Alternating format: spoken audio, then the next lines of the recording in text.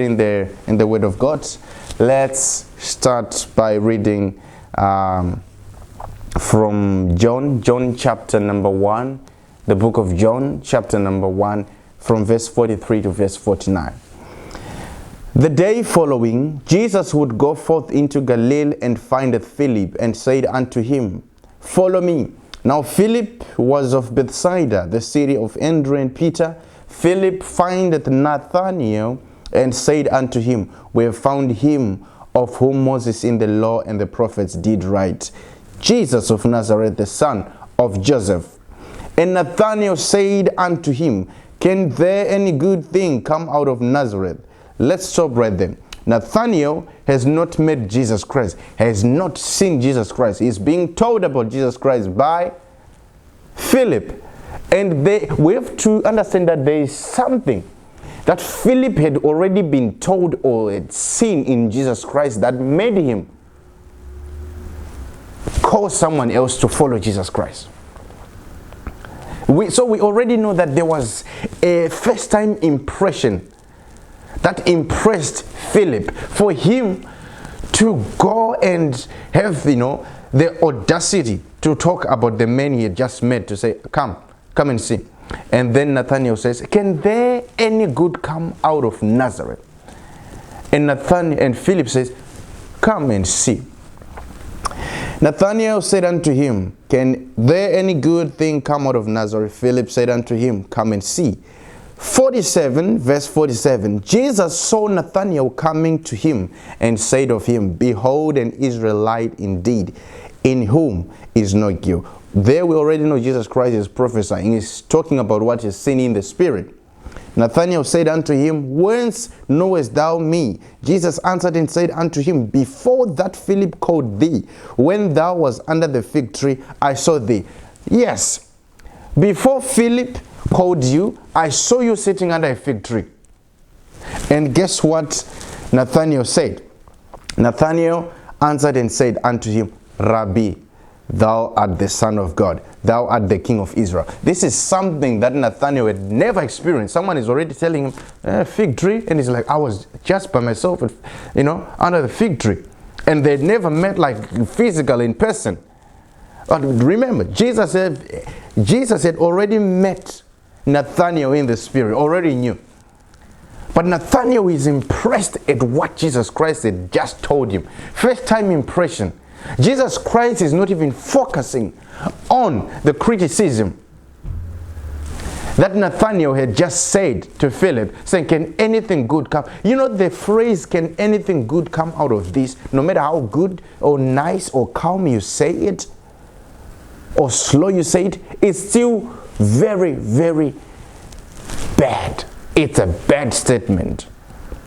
It's a discouraging statement. But Jesus Christ is saying, Behold, an Israelite indeed. I saw you sitting under a fig tree. He's not even talking about, I heard you saying that, asking if anything good can come out of Nazareth.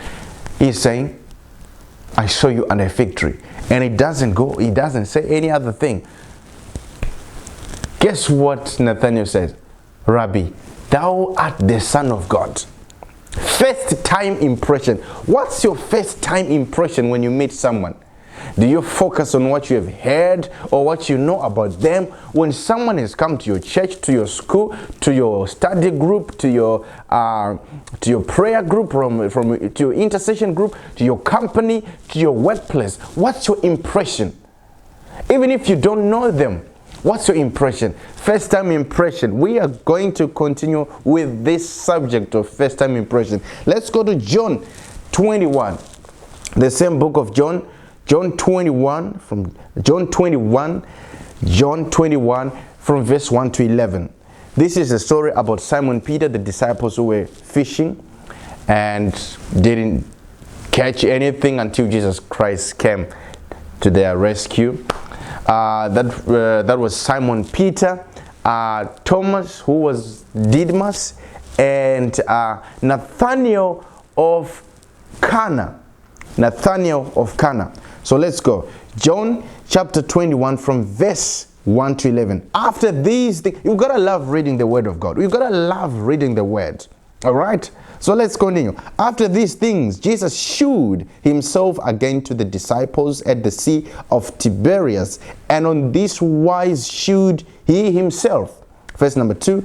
There were together Simon Peter and Thomas called Didymus, and Nathanael of Cana in Galilee, and the sons of Zebedee, and 2 other of his disciples.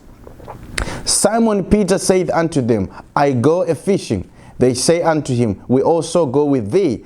They went forth and entered into a ship immediately, and that night they caught nothing. Verse number 4. But when the morning was now come, Jesus stood on the shore, but the disciples knew not that it was Jesus. Then Jesus said unto them, Children, have ye any meat? They answered him, No. And he said unto them, Cast the net on the right side of the ship, and you shall find. They cast therefore, and now they were not able to draw it for the multitudes of fishes. Therefore that disciple whom Jesus loved said unto Peter, It is the Lord. Now when Simon Peter heard that it was the Lord, he gat his fishes caught unto him, and did cast himself into the sea. And the other disciples came into a little ship, for they were not far from the land, but as it were 200 cubits, dragging the nets with fishes. As soon as they were come to land, they saw a fire of coals there, and fish laid thereon. And Jesus said unto them, Bring of the fish which ye have now caught. Simon Peter went up and drew the net to land full of great fishes, and 150. We know that this is the story. You know, we know the common song, I will make you fishers of men, not fishers of fish. And from there, the disciples followed and moved with Jesus everywhere he went. First time impression. Jesus Christ says, cast the net on the right side of the boat, on the other side of the boat. Not, hey, Peter actually on the boat was naked. That's one thing you have to know about this story. Peter was naked, and that's why after that he covered himself with a coat or a net coat. But Jesus Christ did not focus on his nakedness. He focused on them getting food, on them getting the fish. And from there we see them following Jesus, leaving the fishing business, and they became fishers of men. First time impression. Now one thing that we have got to understand, Jesus Christ came from a family like a big family. If we want us to talk about the bloodline of Jesus Christ, we can't. God will go to David, we'll go to Jacob, we will, it's a long bloodline. Jesus Christ came from a family. If you want to talk about blood as of the Jewish family, Jesus Christ came from a big family, but he left his family looking for new people. Familiarity limits you from doing the things that you should do, from meeting the people that you should meet. You are so comfortable with the people that you know, and when people that you don't know, strangers, come to your side, you just want to keep your circle close. You want to keep the family close. You want to keep your friends close. Break the familiarity thing and go look for someone new. One day I visited a church that I used to go, and this was years ago. I visited a church that I used to go, and the people were excited. Some people gave me hugs. They said, hey, how come we missed you, this and that. I said, oh wow, I just visited. I'm in town. I just came by and thought maybe I should see you guys.